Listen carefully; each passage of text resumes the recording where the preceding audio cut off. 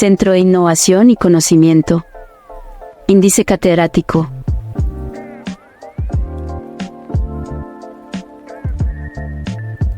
Y de Educación en Salud.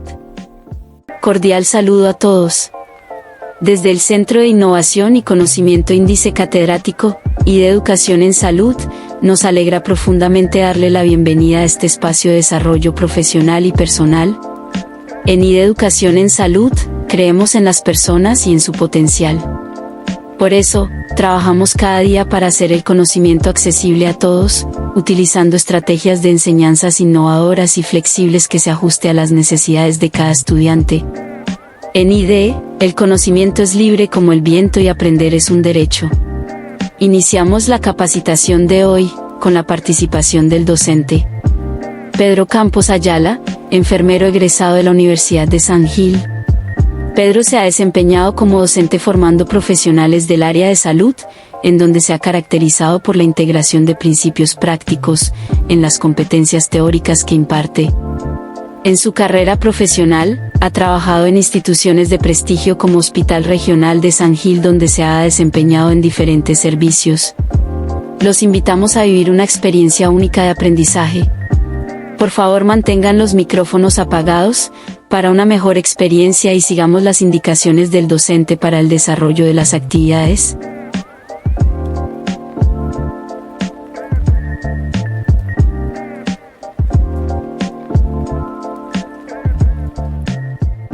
Entonces vamos a continuar hablando sobre la valoración integral y cuidados inmediatos en el nacimiento.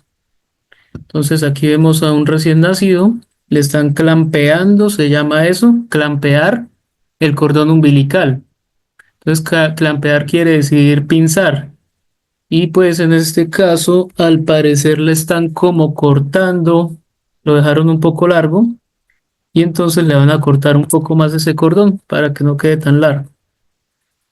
Dentro del nacimiento, entonces hay que valorar, entonces que se llama el test de Apgar. En 1952, la doctora Virginia Apgar, anestesióloga obstétrica, propuso este método para averiguar rápidamente el estado del bebé y la influencia de anestesia materna en el recién nacido cuando había anestesia, por ejemplo, en los casos de cesáreas. Ahora también hay parto sin dolor, se hace por medio de anestesia epidural y entonces pues inicialmente se manejaba de esa manera. Hoy en día ya se hace en todos los nacimientos normales con recién nacidos que tengan más de 37 semanas de gestación y pues se valora en el primer minuto de vida y al quinto minuto de vida. ¿Qué valoramos? Lo primero es la apariencia. Sí, si el bebé está cianótico, o sea, la coloración de su piel es como azul. Si tiene acrocianosis o cianosis distal, o sea que es solamente la manita, los pies y de pronto la nariz, o si el bebé está totalmente rosado.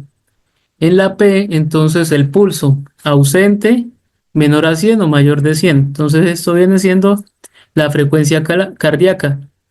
La G son las gesticulaciones o los gestos que hace el bebé. Entonces, si no responde o si hace muecas y llantos débiles o llantos fuertes, estornuda o tose, entonces ahí valoramos como tal los reflejos, son las gesticulaciones que él hace. La A, la actividad, ya sea hipotonía muscular, flexión moderada o movimientos activos. Entonces, como tal en actividad vamos a valorar todo el tono muscular de ese recién nacido. Y en la R, respiración, entonces miramos si está ausente, si es irregular o débil, o si es regular y con buen llanto. Entonces quiere decir que hay un buen esfuerzo respiratorio. Entonces, ¿para qué nos sirve? El ACAR nos sirve para determinar rápidamente si este bebé tiene una buena viabilidad, si va bien, o si hay que intervenirlo. Entonces, lo esperado más o menos es que esté entre 7 y 10 puntos en el nacimiento, o sea, al minuto, y a los 5 minutos volvemos a valorar y continúa igual o suba. Si empieza a bajar, entonces quiere decir que ese niño está perdiendo su capacidad pulmonar o puede ser que no esté respondiendo su corazón, puede que su actividad haya hipotonía muscular. En fin, y entonces vamos a mirar que este bebé se nos está deprimiendo y hay que iniciar otra ruta diferente. Entonces, los puntajes normales son de 7 a 10, es un estado de adaptación bueno, de 6 a 4 puntos, moderadamente deprimido, y menor de 3 puntos quiere decir que ese bebé está severamente deprimido. Entonces, ya en moderado tenemos que estar vigilando y severamente deprimido, entonces ya tenemos que estar haciéndole diferentes procedimientos para evitar que ese bebé se nos complique. ¿Cómo y cuándo se valora si es dificultad respiratoria? Entonces, se evalúa con las dos clasificaciones ACGAR y con el test o escala de Silberman-Anderson.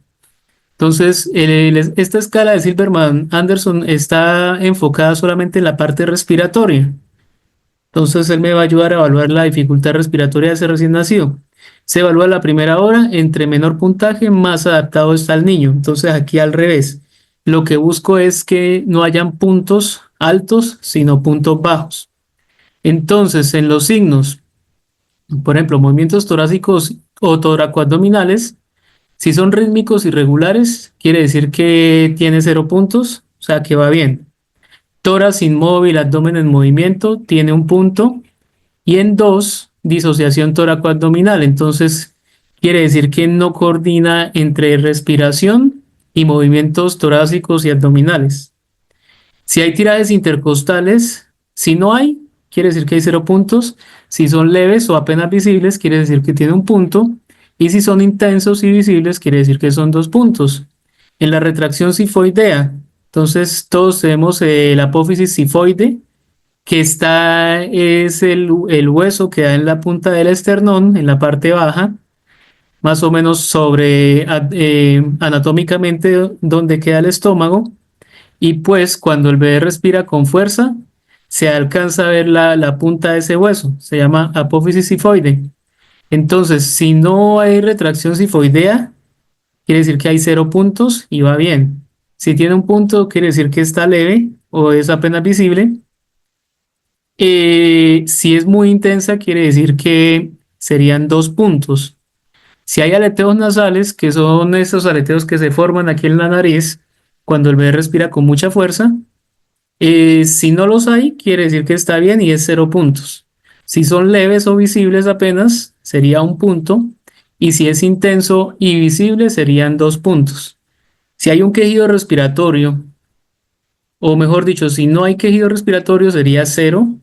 Si hay un quejido audible con el estetoscopio, o sea, tenemos que colocarnos un fonendo y escuchamos, sería 1. Pero si escuchamos los quejidos respiratorios sin el fonendoscopio, ya serían 2. Entonces, 0 puntos me indica que no hay dificultad respiratoria. De 1 a 3, que la dificultad respiratoria es leve. De 4 a 6, que la dificultad respiratoria es moderada. Y de 7 a 10, la dificultad respiratoria es severa. Y entonces esto nos ayuda a determinar cuál sería el siguiente paso a seguir. Entonces esto se evalúa dentro de la primera hora de vida y pues lo que les decía, entre menor sea el puntaje es mejor porque está indicando que hay mayor adaptación del niño al nuevo ambiente, al ambiente extrauterino. Vamos a ver rápidamente este video. Hola, soy la doctora Merik. A continuación les describiré la valoración de Apgar y Silberman-Anderson. Para realizar la valoración de Apgar y Silberman-Anderson necesitamos el siguiente material: un par de guantes estériles, cubreboca, gorro, bata quirúrgica, 2 campos estériles, estetoscopio y una cuna térmica. Una vez que nace el bebé, lo colocamos en la cuna térmica previamente preparada. Realizamos la valoración de Apgar a partir de 5 parámetros. Primero, la apariencia o color. Para ello debemos observar la superficie corporal. Posteriormente, con ayuda del estetoscopio, valoramos la frecuencia cardíaca.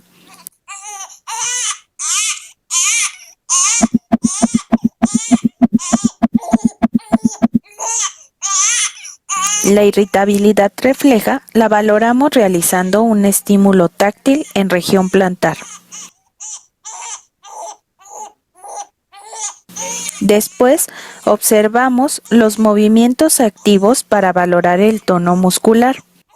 Y finalmente, calificamos el esfuerzo respiratorio a través de la presencia de llanto. De tal forma que, al realizar la valoración de la coloración, asignamos 0 puntos si el bebé está cianótico, 1 punto si las extremidades se encuentran cianóticas y 2 puntos si la coloración es rosada. Después, continuamos con la valoración de la frecuencia cardíaca. Asignamos 0 puntos en ausencia de esta, 1 punto si es menor a 100 y 2 puntos si es mayor a 100. Para la irritabilidad refleja, calificamos con 0 puntos si no hay respuesta al estímulo, 1 punto si el bebé hace muecas al ser estimulado y 2 puntos si hace muecas, estornuda o tose.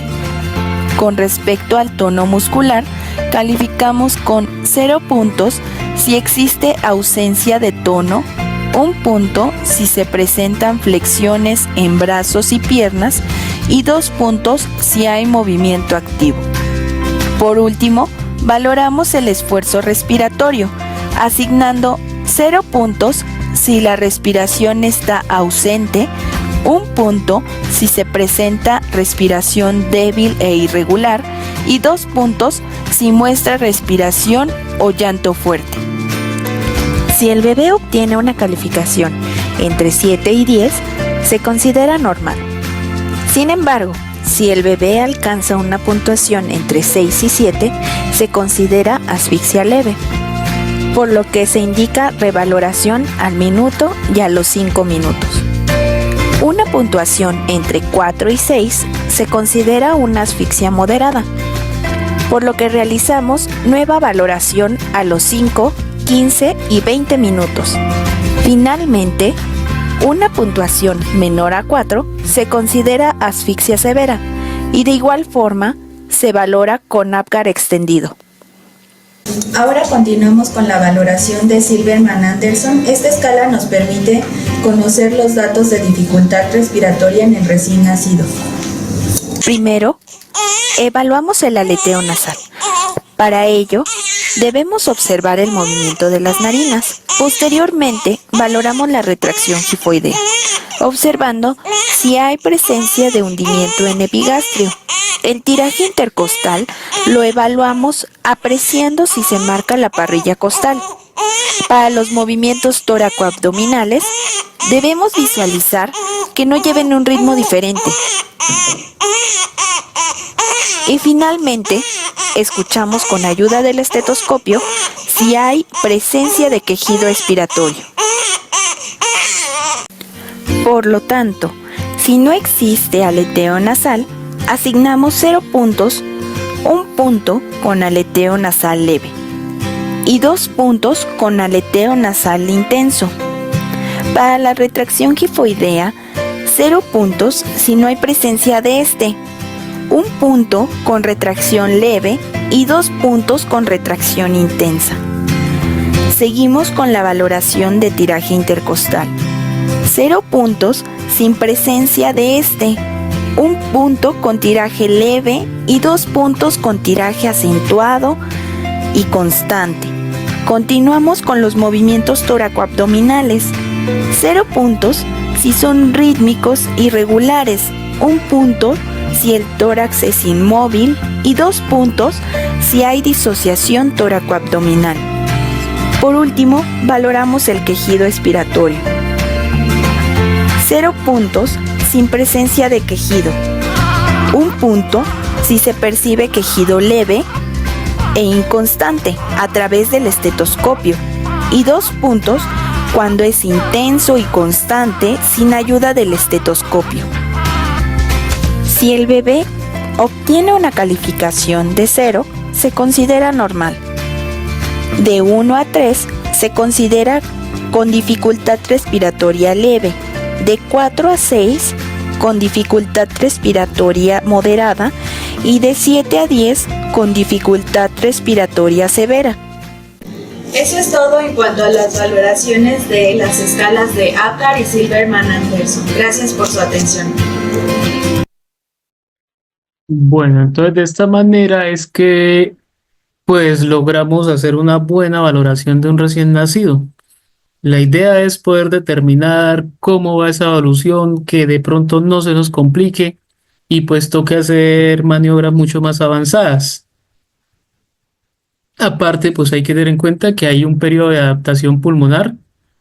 Durante la etapa fetal, los pulmones como tal, mientras están en la barriga de la mamá, en el vientre materno, no participan en el intercambio gaseoso. Los pulmones pues todavía no hacen ningún funcionamiento respiratorio como tal.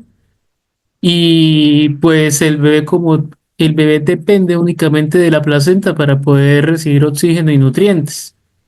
¿Sí? Durante el paso por el canal de parto, la caja torácica, poco a poco osificada, es comprimida hasta presiones de 160 centímetros de agua, produciendo una eyección forzada de hasta 30 mililitros de líquido traqueal a través de las vías aéreas. O sea, prácticamente podemos decir que el bebé vomita en ese momento. Una vez completada la expulsión del feto durante el parto, la presión negativa intrapulmonar provoca la entrada de aire a los alvéolos, si vimos en el que video, vence la resistencia a los ya tejidos después de y que pues se ahí es donde logra inicia estabilizar como a la tal. paciente, que Hay un hemodinámicamente líquido que se está llama bien, surfactante hemodinámicamente quiere pulmonar decir que la tensión arterial y está pues esto es lo bien, que ayuda o a está al disminuir menos la dentro de los tensión rangos, en la que superficie la de los frecuencia alvéolos y la cardíaca está viscosidad del líquido bien, pulmonar. que Y tenemos así una se inicia como temperatura tal la pues ya adaptación más pulmonar. estable El bebé empieza a y que hay buena respirar. perfusión. Sí, hay un periodo que Entonces se en este llama momento lo que periodo se de hace es reactividad, retirar, más o menos son los así primeros como 15 se a 30 pone en minutos el de vida mismo orden se y se retira. caracteriza porque hay Sí, taquicardia entonces si mayor a se pone primero la 180 primera parte, después la segunda, después latidos la por tercera, minuto, respiración cuarta, irregular y entre así se 60 a retira. Primera, 80 segunda, tercera, respiraciones por cuarta, minuto. 20 Hay minutos retracciones, ritmos esperamos, respiratorios y volvemos a aleteos nasales, monitorizar la son paciente. normales, son Si continúa fisiológicos. estable, se Presencia de deja secreciones así. mucosas en Si la no, hay boca que y volver a temperatura colocar y corporal esperar en nuevamente disminución. y volver a hacer las De pruebas de 2 a 6 retiro. horas siguientes, la frecuencia cardíaca disminuye entre 140 a 120, la respiratoria a 60 más o menos por minuto. El recién nacido tiende a dormir. Ya de 4 a 10 horas siguientes es el segundo periodo de la reactividad. Entonces hay aumento de la actividad motora y el estado de alerta, salivación, ruidos hidroaéreos aumentados, paso de meconio. Entonces el bebé ya hace su primera deposición y una frecuencia cardíaca lábil. Al mismo tiempo, pues desde que nace ya empiezan a haber cambios, se llama la adaptación circulatoria. Entonces, todos nacemos con un foramen oval, que es una interconexión entre las dos aurículas del corazón, y aparte también tenemos un ductus arterioso, que lo que hace es conectar la arteria aorta con las venas pulmonares, ¿sí? De tal manera que como estando dentro del vientre materno, el bebé no respira como tal, entonces de alguna manera tiene que recibir los nutrientes y el oxígeno. Entonces, por medio de ese ductus y por medio de todos estos procesos fisiológicos es que el bebé mientras está en la barriga se alimenta, pero empiezan a haber estos cambios después del nacimiento. Ellos se demoran un par de meses hasta que por fin se cierra. Entonces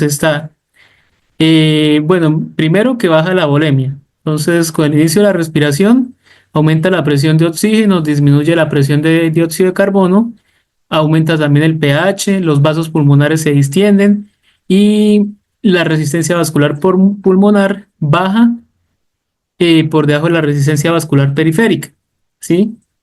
Se produce el cierre mecánico del foramen oval y deja de pasar sangre entre la aurícula derecha y la aurícula izquierda.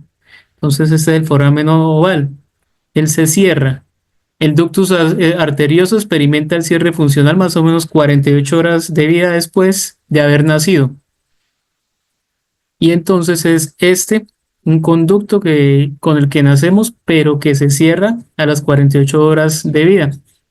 Hay un conducto venoso, entonces la ligadura del cordón umbilical marca el cese del aporte sanguíneo de la placenta y por lo tanto la función del hígado de distribuir este flujo desaparece y el conducto deja de funcionar. Entonces hay un conducto que va desde el del ómfalo o el cordón umbilical hasta el hígado y como en el momento del nacimiento este es pinzado, entonces deja de funcionar, ¿sí? Y ahí empieza como tal el bebé a hacer sus procesos metabólicos por sí mismo. Los valores de presión arterial pues son normales, también dependen del peso de cada recién nacido. Entonces mayores a 3.000 gramos, más o menos 65-40, 70-44. Entre 2.000 y 3.000 gramos, entre 60-35 y entre 1.000 a 2.000 gramos, entre 50-28. Son las presiones arteriales normales. La frecuencia cardíaca, bueno, lo que les decía, también empieza a variar. Inicialmente hay taquicardia en el recién nacido, después empieza a bajar hasta llegar a unas frecuencias cardíacas más acordes a su edad. Entonces las primeras están siempre sobre 120. El bebé también empieza a termorregularse. Entonces, en el periodo fetal viene más o menos una producción calórica entre 36 a 47 calorías kilogramo por minuto. La regulación térmica se realiza por intermedio de la placenta y el flujo circulatorio. Acordémonos que él está dentro de un ambiente húmedo, pero al igual está caliente o tibio. En el periodo neonatal, entonces la estabilidad térmica neonatal, que es como tal el mantenimiento de una temperatura constante dentro de rangos aceptables, sería entre 36.5 y 37.4, es esencial para que ellos tengan supervivencia. Entonces, el mismo cuerpo ayuda a termorregular y pues tiene que mucho ver todo el tema de la alimentación, por un lado, pero también el hecho de los cuidados maternos. Entonces, cuando hace frío, hay vasoconstricción por el sistema nervioso central, hay disminución del flujo sanguíneo periférico. Y también, pues hay grasa parda, hay hidrólisis y esterificación, también hay oxidación y esto hace que se produzca calor. Hay aumento del tono muscular, de los músculos voluntarios, en las posturas, actividades motoras, y esto produce quinolonas en músculo esquelético por glicogenólisis y oxidación de glucosa. Todo esto lo que va a hacer, esos procesos metabólicos lo que hacen es que se gane el calor. En la hipotermia, entonces vamos a ver que hay una temperatura menor de 36.5 en recién nacidos prematuros. La hipotermia aumenta la morbilidad y la mortalidad de ese recién nacido. Entonces es importante siempre que ese recién nacido esté abrigado, que tenga contacto piel a piel, que coma, ¿sí? Porque pues estamos mirando que dentro del proceso metabólico, si hay producción de energía, hay calor. Entonces la hipotermia leve es entre 36 y 36.4. La corporal y la de la piel es de 35.5 a 35.9. En la moderada entre 32 a 35.9 y la corporal entre 35.1 y 35.4. Y en la hipotermia grave menor a 32 grados corporal y de piel menor a 31.5. Entonces, la hipotermia es, pues lo que ya dijimos, es la baja de la temperatura corporal menos de 36.5 en cualquiera de los casos. En hipertermia, entonces son temperaturas superiores a 37.5, ¿sí? Entonces es una temperatura corporal mucho más alta de lo normal. Los recién nacidos que sufren paro cardíaco en las primeras 48 días son particularmente propensos a la hipertermia y a los malos resultados. Entonces, la termorregulación, tanto hacia arriba, o sea, la hiper, o hacia abajo, la hipotermia, en este caso, puede llevar a una muerte neonatal. Entonces, hay que estar supremamente pendientes de ese neonato. ¿Qué mecanismos aumentan la producción de calor? Entonces, el metabolismo general, la producción de energía, el gasto, todo lo que es metabolismo, anabolismo y catabolismo, la ingestión de alimentos, el aumento de la secreción de noradrenalina, adrenalina y hormonas tiroideas y el metabolismo de la grasa parda. Ahora, recordemos que un recién nacido no nace pues con muy buena grasa, se va adquiriendo a medida que va creciendo. ¿Qué mecanismos aumentan la pérdida de calor? Entonces hay 4 mecanismos principales. Uno se llama la evaporación, ¿sí? Que es cuando el neonato está húmedo y no lo secamos rápido, ¿sí? Sobre todo hay que secarle cabeza y manos para que no pierda calor. Por convección es por corrientes de aire, entonces hay que mantener puertas cerradas y ventanas.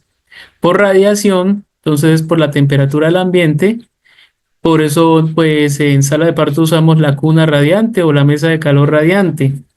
Y por conducción es por contacto con superficies de menor temperatura. Entonces, por eso nosotros generalmente en la lámpara de calor radiante colocamos toda la ropa del recién nacido, las cobijas, antes o en el parto para que se vayan calentando.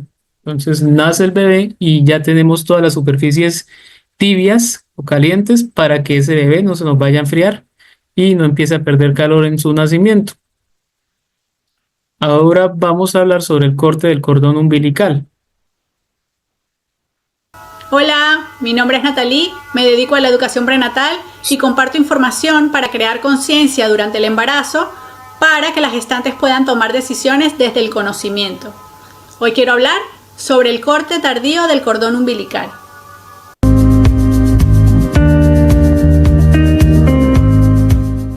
En la mayoría de los partos es rutinario, una vez nace el bebé, realizar inmediatamente el pinzamiento y el corte del cordón umbilical. Y resulta que el momento óptimo para ligar y cortar el cordón de todos los recién nacidos es cuando la circulación del cordón ha cesado. Se puede ver que ha cambiado de color, pasa de gris a quedar completamente blanco, disminuye su grosor y ya no tiene pulso. Es posible que el cordón deje de latir a los 3 minutos o a los 7 minutos e incluso tardar de 10 a 30 minutos. Hay que tener en cuenta que el cordón es parte del bebé. Es un órgano que si late es porque está vivo y está funcionando y por tanto desarrollando alguna actividad necesaria para ese bebé. Mientras el cordón continúe unido a la placenta, sigue con su función oxigenadora, proporcionando al recién nacido una fuente de oxígeno constante. Sus pulmones pueden tomarse su tiempo para comenzar a funcionar perfectamente. Lo hará poco a poco, estando durante esos minutos protegido por el oxígeno que le sigue llegando a través del cordón y de la placenta. No hay un tiempo preciso para realizar el corte. Además de esperar a que deje de latir, también podría esperarse a que se haya alumbrado ya la placenta. Y una vez que la placenta esté fuera, tampoco hay prisa para cortar. La Organización Mundial de la Salud asegura que retrasando el pinzamiento del cordón umbilical se consigue mantener el flujo sanguíneo entre la placenta y el recién nacido. Y eso puede mejorar la dotación de hierro del niño incluso hasta los 6 meses de vida. Las reservas de hierro del recién nacido son un fuerte predictor del posterior estado del hierro y posible sufrimiento de anemia durante la infancia. También mejora el estado hematológico del bebé a los 2 y a los 4 meses de edad. Realizando esta práctica en los bebés prematuros o de bajo peso al nacer, disminuye la necesidad de transfusión sanguínea por anemia o baja presión sanguínea y disminuye la necesidad de ventilación mecánica. También se recomienda en los bebés nacidos por cesárea. Además, es una razón perfecta para dejar al bebé sobre la madre y fomentar así entonces, el contacto si nos damos cuenta, hay piel con diferentes piel maniobras desde que el se primer pueden minuto. realizar. Por ejemplo, Esto la es de todo por McRoberts ahora. se Un abrazo, gracias por hiperflexionan ver las este video piernas y nos sobre el vemos en el abdomen próximo. de tal manera que ayude como a dar ese paso del feto por el canal. Bueno, entonces Sí, aquí sobre vemos todo la pues cuando importancia el hombro hombro está retenido. el cordón La maniobra de Witz es la umbilical, rotación del hombro si nos fetal. damos cuenta, La de no Robin es es la tan presión necesario suprapúbica para ayudar a liberar el cortarlo, hombro. Y inmediatamente pues hay una nace que no está el aquí, bebé. que Podemos esperar entonces es a que deje de sentirse los pulsos, la maniobra más o menos 3 minutos. de En fractura algunos casos se intencional puede de la demorar más. clavícula. Que Y pues entonces esto muchas genera veces más cuando ya beneficios definitivamente no para se ese puede recién nacido. sacar el feto y pues ha pasado mucho tiempo, Hay una esto se hora que demora se más le o llama la menos hora 7 de oro minutos del recién nacido. y ya Y no pues se como pudo, equipo de entonces lo salud que se que asiste en hace el es el nacimiento y dentro del marco de médico las ingresa maternidades y con centradas en la su familia, pulgar debemos fractura crear la clavícula protocolos que permitan del feto suprimir los retrasos para poder rutinarios, terminar de iniciar el sacarlo. contacto precoz Entonces madre-hijo, es facilitando así el inicio o temprano de la generar lactancia. La una lactancia fractura materna, que también intencional es de supremamente clavícula importante en todos o estos de procesos. pronto Entonces, la primera hora llegar de vida a que nos cueste la es un vida periodo temprano, de ese sensible, neonato. durante el cual el contacto Entonces estrecho entre la son madre y el decisiones que hay recién que tomar nacido ya cuando induce efectos definitivamente las otras positivos a opciones largo plazo. no nos han La ayudado. madre tiene al posnacimiento inmediato las cifras Listo. más altas de Y está el parto oxitocina y instrumentado como endorfinas. tal, que se Eso usa es un muchas cóctel veces en las hormonal del amor, distocias, según y lo que hacen como tal Michael Odens. el ginecólogo es Entonces, instrumentar para importantísimo, o poder sea, ayudar a sacar ya ese feto. Entonces pues, vamos a ver digamos, cómo es. meterle algo de sentimiento a esto, porque pues finalmente estamos atendiendo seres humanos. Luego del clampeo oportuno del cordón, se debe iniciar el contacto piel a piel, madre-hijo. Es importante facilitar que ese primer encuentro se realice lo antes posible, suprimiendo retrasos rutinarios. Entonces, ningún procedimiento es tan imprescindible en ese momento, ¿sí? Ahí lo que hacemos, generalmente en algunos casos lo que se hace es tan pronto nace el bebé, se recibe, se coloca sobre el vientre materno y ahí mismo se hace el pinzamiento. Entonces, no es que sea urgente pinzar, ¿sí? Podemos esperar, no es que sea urgente cortarlo, mucho menos, ¿sí? Podemos, mientras está ese contacto, ahí mismo podemos ir valorando otras cosas en el mismo recién nacido. Promover así el apego inicial y el apego más allá de proveer un fundamental sentimiento de seguridad es el mayor organizador del desarrollo cerebral. Entonces nos damos cuenta, tenemos o tienen demasiadas ventajas el hecho de aprovechar ese tiempo, que es el primer contacto madre e hijo. Se estabiliza en el contacto la respiración, la oxigenación y la tensión arterial del recién nacido, se mantienen niveles de glicemia, se reducen las hormonas del estrés.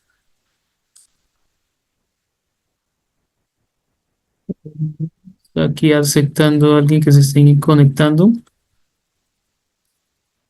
Se mantiene la temperatura corporal, se reduce el riesgo de hipotermia y se facilita el inicio precoz de la lactancia materna, que es como de lo más importante también.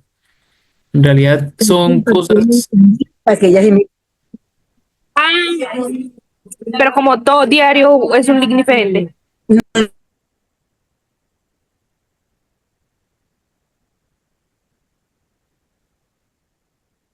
Listo, entonces el contacto piel con piel, si se los deja interactuar, se iniciará la lactancia materna de forma espontánea y solamente tenemos que ayudar es con el agarre para que haya una mejor o una lactancia materna efectiva. El recién nacido reptará hasta llegar al pecho materno, se mueve hasta encontrar el rostro y la mirada materna. El nacimiento le produce un estado de alerta con sus ojos bien abiertos y todas sus capacidades en máxima funcionalidad. La madre olerá a su hijo, tiene el olfato exacerbado, tiene hiperosmia fisiológica, respondiendo con un aumento de la producción de oxitocina. Y la oxitocina y las endorfinas producen un apego intenso. Después de la primera toma, los bebés suelen caer en un letargo que los recupera del esfuerzo del parto y puede durar unas horas.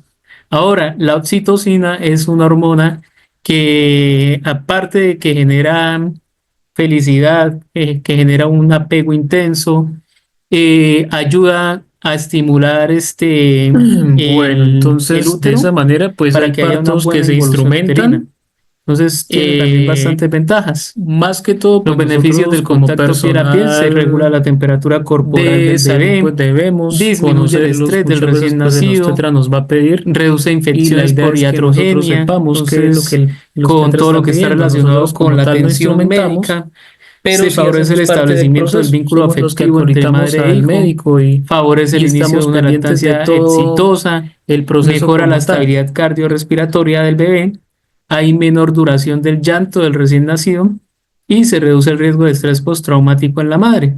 Entonces, si miramos, hay más ventajas que desventajas en el contacto piel a piel. Entonces, siempre vamos a mirar el beneficio tanto para la madre como para el recién nacido. Los beneficios de una lactancia materna exclusiva y en este caso temprana: hay beneficios para el bebé y para la mamá. Para el bebé, brinda nutrientes necesarios, aporta inmunoglobulinas y esto hace que se disminuya el riesgo de enfermarse. Hay un mejor desarrollo mental, hay una mejor formación de la boca y un menor riesgo de alergias. Esto debido a las inmunoglobulinas.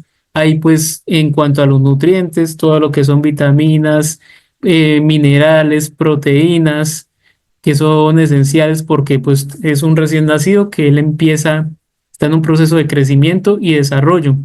Entonces se requiere que haya una alimentación completa, que la tiene la leche materna, pero pues que es importante que el bebé pues finalmente se pueda alimentar de esa leche.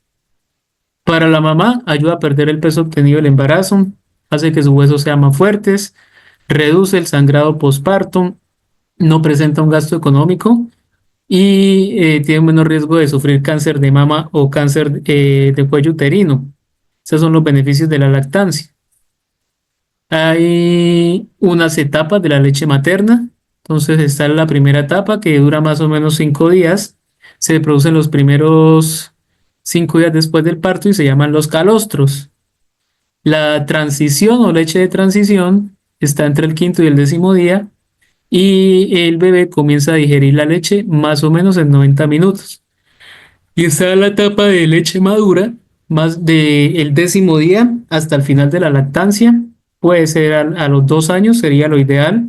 En algunos casos se da antes, en algunos casos pues lo que se dice comúnmente: se le secó la leche, entonces dejó de producir mucho antes y pues ya después de los 2 años no es necesario. Entonces, lo ideal es la lactancia materna exclusiva hasta los 6 meses de edad, no darle agua de ninguna clase, ni aguas aromáticas, que agüita de canela, que agüita de manzanilla, en fin, no es necesario. Ahí lo importante es que ese pues esté alimentándose de su leche materna, que es la que le está proveyendo todo lo que necesita. Ahora, la lactancia debe ser a libre demanda. ¿Por qué? Entonces, porque los bebés tienen un ritmo de crecimiento altísimo. Ellos nacen y empiezan a ganar peso y a ganar estatura, sobre todo el primer año de vida. Porque el bebé es quien mejor sabe la necesidad que tiene de comer, ¿sí? Entonces, por eso se llama lactancia a libre demanda. Ahora, diferente cuando pasan más de 2 horas y el bebé no come, llega a las 3 horas y no ha comido, entonces ahí sí hay que pues estimularlo para que coma. Si está dormido hay que despertarlo. También porque al no limitar las tomas estamos favoreciendo la correcta regulación de producción, ¿sí? Entonces, si entre mejor succión haya de leche, mejor producción va a haber. Y los bebés no buscan el pecho solo por hambre, entonces también para satisfacer necesidades, ¿sí? Si el bebé tiene sueño, él se pega a la teta de la mamá, es normal. Si de pronto le duele algo, ese es como su consuelo. Si se siente solo, ¿sí? Porque desde pequeños ellos empiezan a tener ciertas actitudes que son pues normal de cualquier ser humano. Entonces siempre ellos lo que van a buscar es el seno materno. Entonces la lactancia materna no es solo un alimento físico, ¿sí? También es como un alimento espiritual, por decirlo así, para este bebé. Fomenta el vínculo entre la mamá y el bebé, favorece el desarrollo neurológico, lo calma y le da consuelo. La succión y el triptófano de la leche ayudan a conciliar el sueño. Es la base de seguridad del bebé para relacionarse con el mundo, ayuda a regular también sus funciones fisiológicas y el bebé aprende a gestionar sus emociones a través del pecho. Las posiciones para amamantar, entonces tenemos la posición de cuna, posición acostada de lado, posición de cuna cruzada o posición de canasto o pelota. Cualquiera que sea la posición, estas pues permiten un mejor agarre del niño, facilita la toma efectiva, alivia las tensiones de la madre en la espalda y el cuello. Entonces, la lactancia materna no solamente provee beneficios para el bebé, sino como ya lo hemos dicho, también para la mamá. Y las posiciones también tienen mucho que ver. Entonces hay mamás que dicen, no, es que cuando le doy de amamantar al bebé, entonces me duele la espalda, sí, me siento más cansada, en fin. Entonces puede ser que la falla esté es en la posición materna que ella está adquiriendo para darle al bebé de amamantar. Muchas entidades y profesionales que investigan apoyan estas prácticas. Entonces, ¿qué dice la Declaración de Fortaleza en Fortaleza, Brasil, en el año 1985? Dice que el recién nacido sano debe permanecer con su madre siempre que le sea posible. La observación del recién nacido no justifica la separación de su madre. Debe recomendarse la lactancia inmediata, incluso antes de que la madre abandone la sala de partos. ¿Qué dice la Organización Mundial de la Salud? En cuidados en el parto normal. No realizar intervenciones que entorpezcan el natural desenvolvimiento de los partos, salvo que sea absolutamente necesario. Que, también se dice incentivar el contacto materno piel a piel con el bebé durante al menos las 2 primeras horas después del parto, así como todo lo que sea posible durante el posparto inmediato y posteriormente.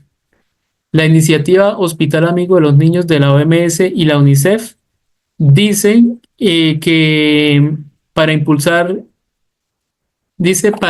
que los hospitales o servicios de salud que contengan salas de maternidad adopten prácticas que promuevan y apoyen la lactancia materna exclusiva hasta los 6 meses de vida. ¿Sí? Entonces vamos a encontrar la estrategia IAMI en muchos hospitales, instituciones amigas de la mujer y la infancia, que promueven la lactancia materna exclusiva como mínimo hasta los 6 meses de vida. Es importantísimo, puesto que se le van a dar muchísimos beneficios, tanto maternos como para el neonato. La profilaxis y el tamizaje neonatal. Entonces ahora vamos a ingresar a este tema que es también muy importante y se hace durante las primeras horas de vida. En el recién nacido existen algunas medidas que tomamos para evitar algunas enfermedades que o pueden ser muy frecuentes o menos frecuentes pero más graves. La primera medida es proteger los ojos de la infección por la bacteria de la gonorrea o de la clamidia, que pueden causar conjuntivitis, que en el recién nacido pueden ser muy graves, hasta el punto de hacerles perder la visión. Esto se hace poniendo en el ojo una pomada oftálmica de un antibiótico, que puede ser eritromicina o tetraciclina, y esto se pone en el saco conjuntival inferior.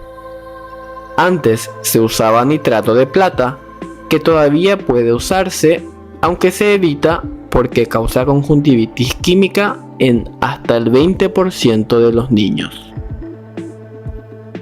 Otra medida que se toma es administrar en una inyección intramuscular entre 0,5 a 1 miligramo de vitamina K, que sirve para evitar la enfermedad hemorrágica del recién nacido.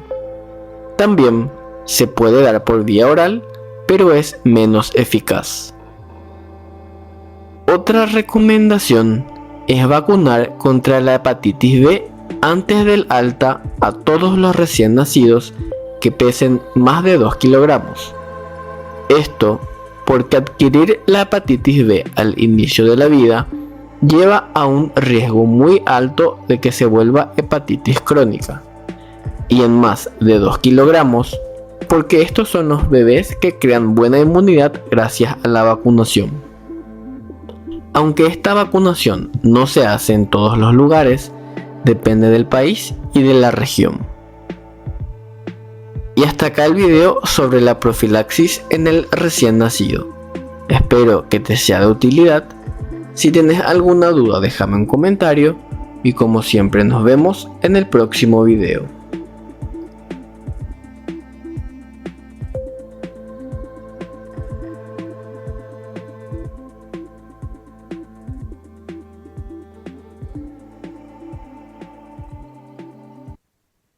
Bueno, entonces de esta manera es importante tener en cuenta toda la profilaxis neonatal.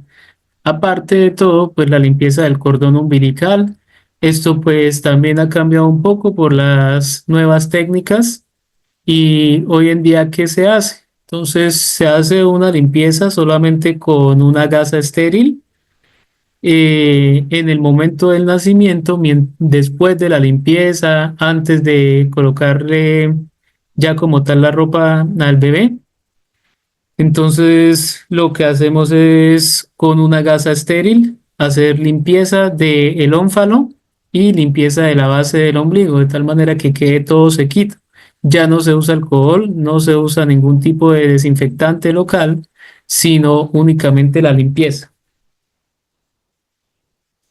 Se hacen tamizajes neonatales. Entonces el tamizaje neonatal son procedimientos que se realizan para descubrir en los recién nacidos aparentemente sanos enfermedades que se pueden dar o que pueden avanzar o evolucionar con el tiempo, que pueden ocasionar daños irreversibles graves, y pues la idea es en el tamizaje encontrar precozmente cualquier tipo de alteración y tratarla de manera oportuna, evitando pues o aminorando las consecuencias de esas enfermedades. ¿Cuál es la importancia? Entonces, la importancia de los tamizajes es que se da un diagnóstico y un tratamiento oportuno de enfermedades prevenibles. Se evitan complicaciones graves a futuro, hay un asesoramiento genético familiar, hay menor inversión comparada al costo de una enfermedad como tal, y es obligatorio en muchos países. Se debe realizar dentro de las primeras dos. Bueno, entonces, por ejemplo, el tamizaje neonatal que se hace relacionado con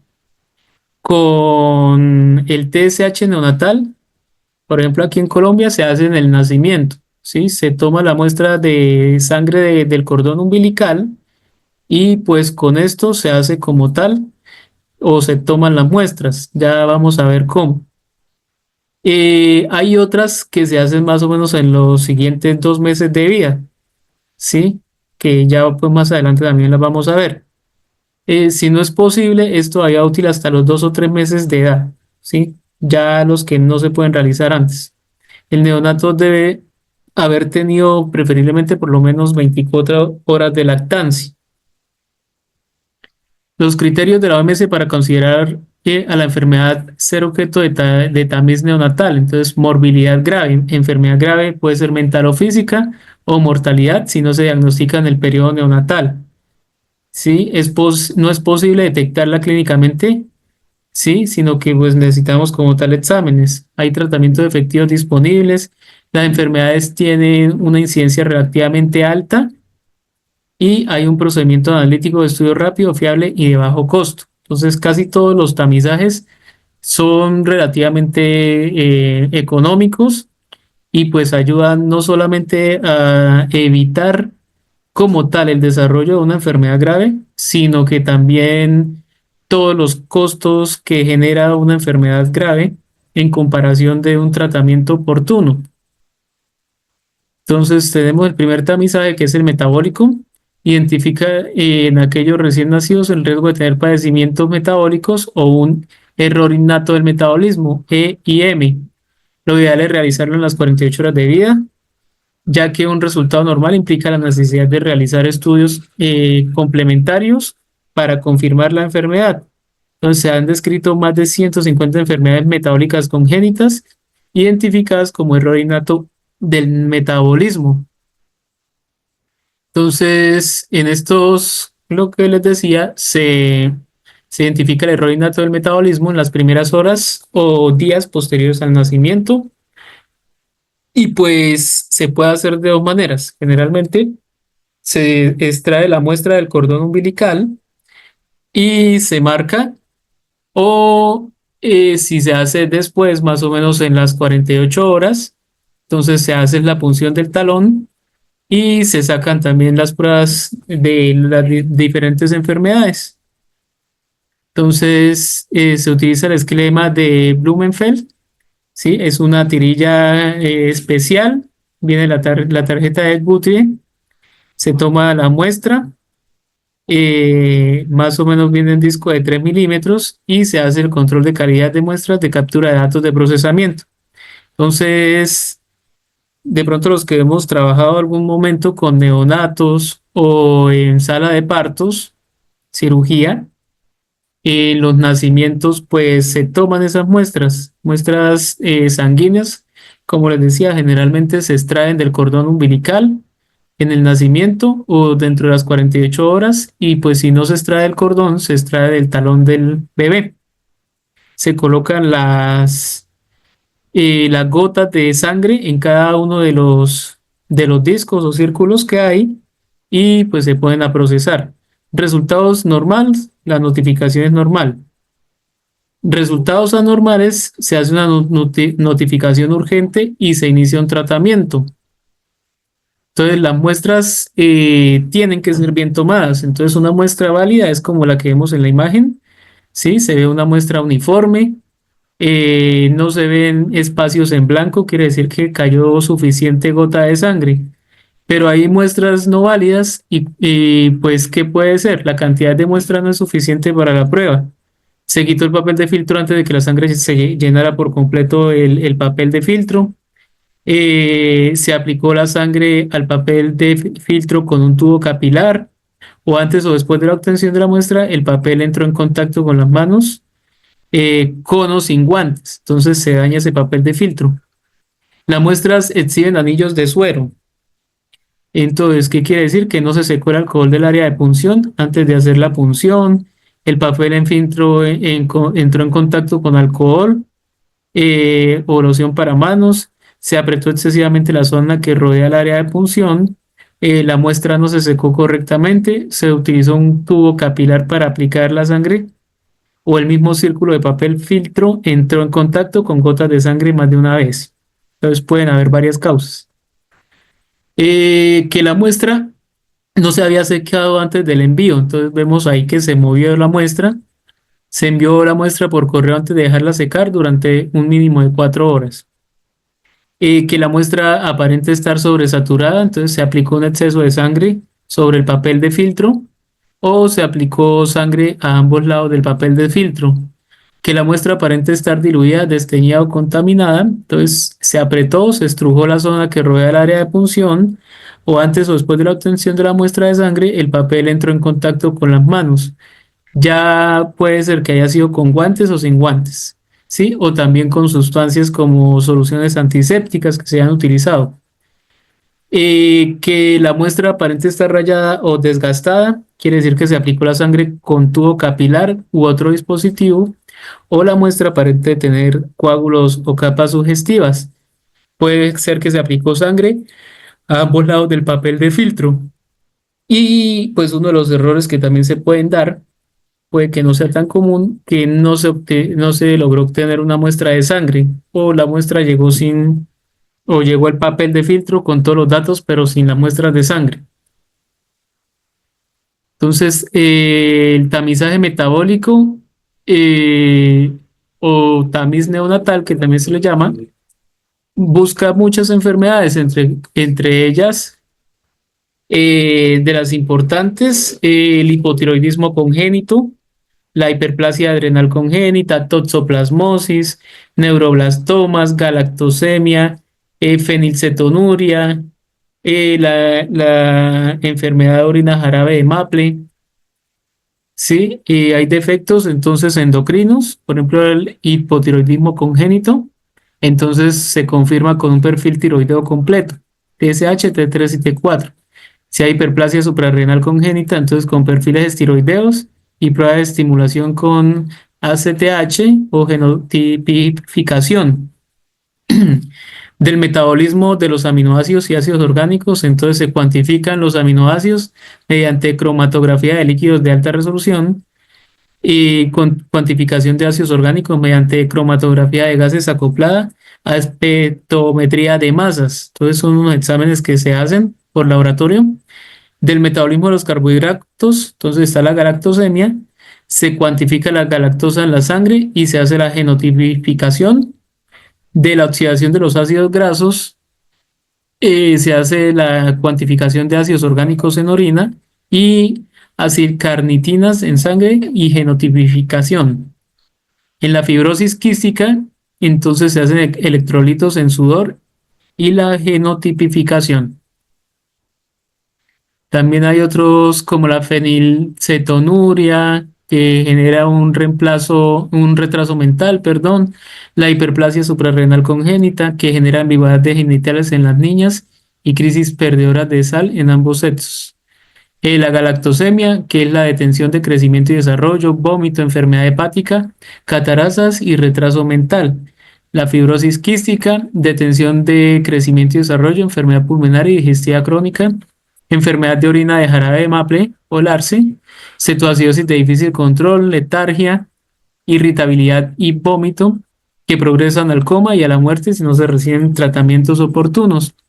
La homocistinuria genera o se complica con tromboembolismo temprano, dislocación de cristalino, osteoporosis, crisis convulsivas, trastornos psiquiátricos diversos, miopatías y retraso mental. Y el hipotiroidismo congénito genera retraso mental y diversos grados de retraso del crecimiento, sordera, anormalidades neurológicas diversas, así como síntomas clásicos de hipometabolismo. Entonces, pues cada una se maneja de una manera diferente y lo importante es poder detectarla tempranamente. Ahora vamos a hablar del tamizaje auditivo. Entonces es una prueba sencilla y rápida que permite detectar disminución de la audición o sordera en recién nacidos sin causar dolor o molestia alguna.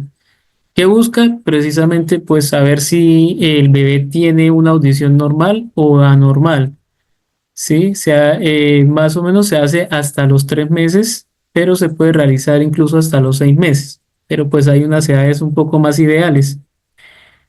Entonces la autoemisión acústica evocada o también le llaman las pruebas evocadas, lo que hace es recoger la respuesta de las células ciliadas, también le llaman potenciales evocados.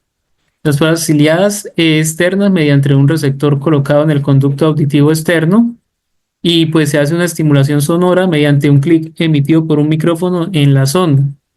Entonces, lo que va a mirar es la reacción del bebé y pues lo normal, la audición normal serían 20 decibeles.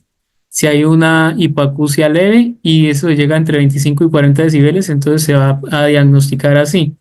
Una hipoacusia media entre 41 y 69 decibeles, severa entre 70 y 89 y profunda mayor a 90 decibeles.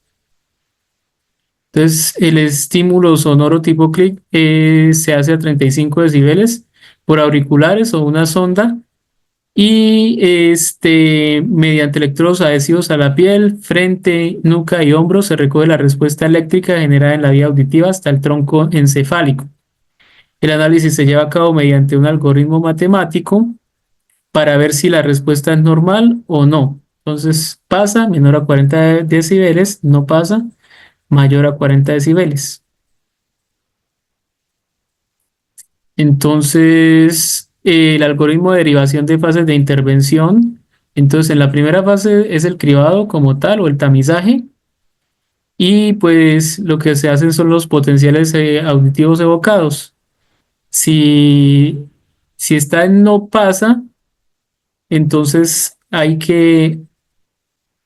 hay que ir a la segunda fase, pasar con otorrinolaringólogo para que dé un diagnóstico y se confirme la hipoacusia. Y la tercera fase sería tratamiento hasta el sexto mes y seguimiento.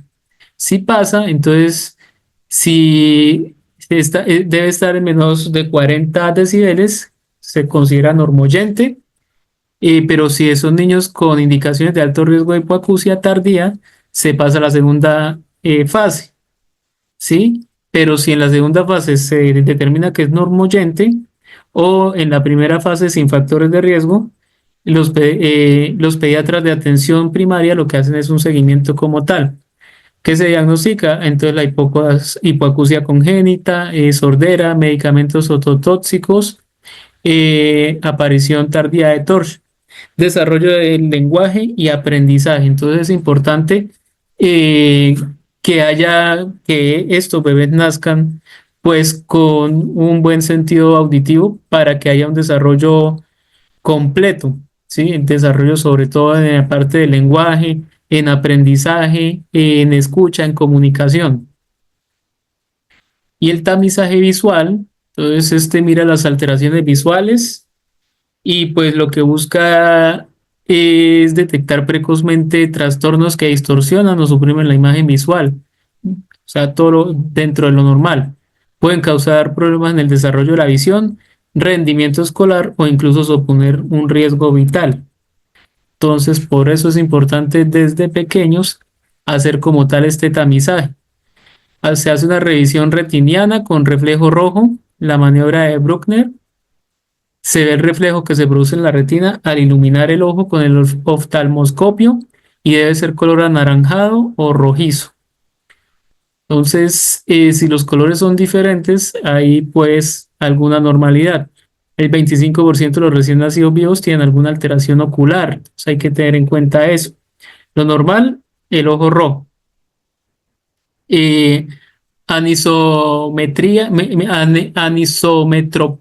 Metropía, perdón.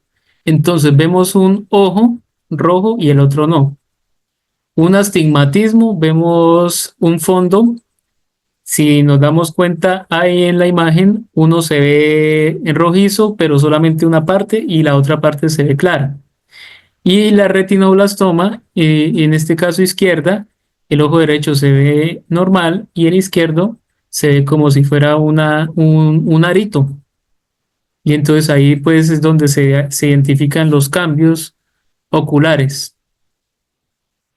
Entonces el reflejo rojo, a los 3 meses hay fijación, alineación y respuesta pupilar a la luz.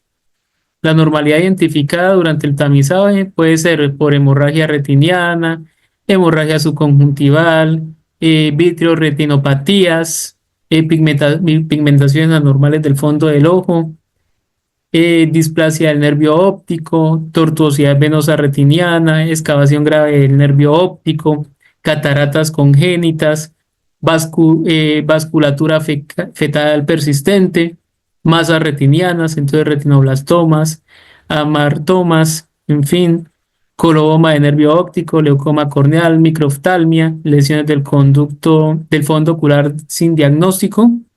Entonces, estos generalmente pueden ser de origen infeccioso o presuntamente de origen infeccioso. Cualquiera que sea la respuesta o el diagnóstico final, es importante pues tener en cuenta todo el seguimiento. Y ahora vamos a hablar sobre la identificación del recién nacido. Entonces, aquí en Colombia se genera como tal el registro civil de nacimiento, pero entonces hay un certificado de nacido vivo. Vamos a colocar este video. Hablaremos del certificado de nacido vivo. En el marco del CISPRE, el Ministerio de la Protección Social desarrolló el ROAF, del cual hace parte el módulo de nacimientos y defunciones.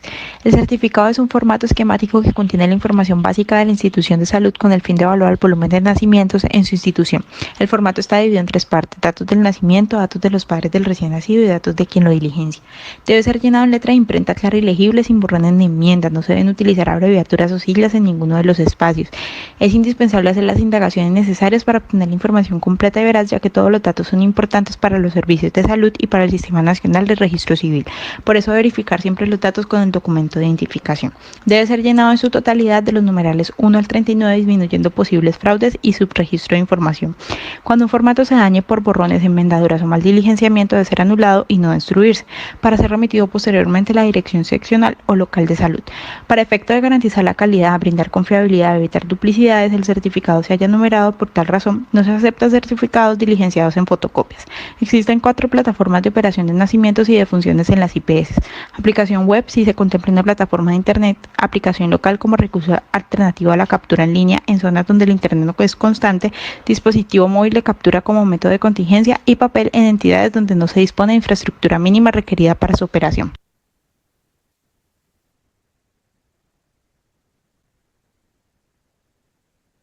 Entonces, todas las entidades como mínimo deben tener el registro de nacido vivo, es importante, porque esto es lo que está identificando como tal que nació ese bebé. Aparte, para la parte estadística, el DANE, estadística nacional, saber la cantidad de nacimientos, así como hay certificado de defunción, muertes, que también se lleva una estadística, hay certificado de nacimientos. Entonces es importante, además que es un derecho. Y el registro civil de nacimiento. Con el fin de proteger y salvaguardar la salud de los niños y niñas, las inscripciones en el Registro Civil de Nacimiento se realizarán con el certificado médico de nacido vivo, la presencia de uno de los 2 padres con sus respectivas cédulas de ciudadanía. Ten presente que este trámite se adelanta en notarías con funciones registrales y en las registradurías de los municipios que no cuentan con servicios notariales. Además, recuerda que no debes llevar a tu bebé, pues no se tomarán huellas plantares ni impresiones dactilares. Seguimos adelante por Colombia, somos la Registraduría del siglo XXI.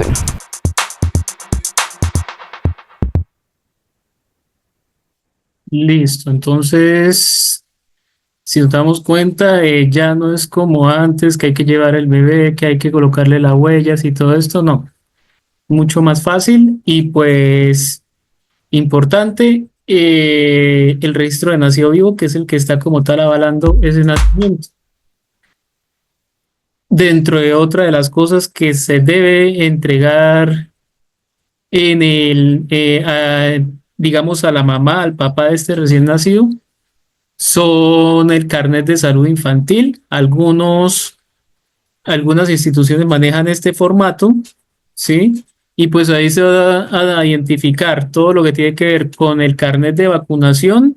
Ahí mismo en el carnet de salud están todas las vacunas, están todos los seguimientos de control de crecimiento y desarrollo, se hacen crecimiento y desarrollo por parte de enfermería, de médico general, de pediatra, ¿sí? Y cada uno pues maneja unos diferentes tiempos. Aparte de todo, pues la vacunación que se hace por parte de enfermería y pues esto se hace un seguimiento. Recordemos que los recién nacidos deben recibir las 2 vacunas de nacimiento en las primeras 12 horas de vida. Hay que garantizar la aplicación de la hepatitis B siempre y cuando estamos hablando de un nacimiento de niño normal, y la BCG, que es la que previene formas graves de tuberculosis como la osteomielitis y la meningitis. Y pues estas vacunas son gratis y la idea es que, como les decía, siempre y cuando no haya ninguna contraindicación, el bebé salga de ese hospital ya vacunado.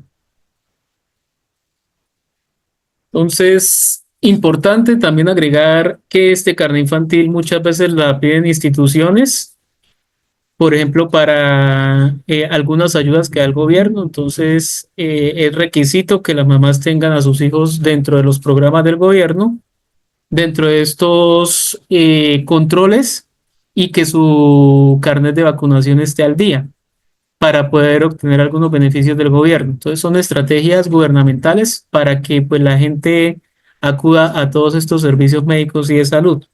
Y bueno, de esta manera hemos terminado esta segunda parte y nos quedaría 2 unidades que son un poco más pequeñas acerca de lo que tiene que ver con la atención del recién nacido con riesgo de patologías comunes, y el último que es lo que tiene que ver con cuidados el recién nacido, otros cuidados. Entonces, muchas gracias por la atención. Queridos participantes, hemos llegado al final de esta enriquecedora capacitación en el Centro de Innovación y Conocimiento Índice Catedrático y de Educación en Salud. Quiero agradecerles profundamente por su compromiso y participación activa. Su dedicación no solo enriquece su aprendizaje, sino que también fortalece el propósito de nuestra misión, brindar formación continua y de alta calidad que se adapte a las necesidades del sector salud y de la comunidad en general.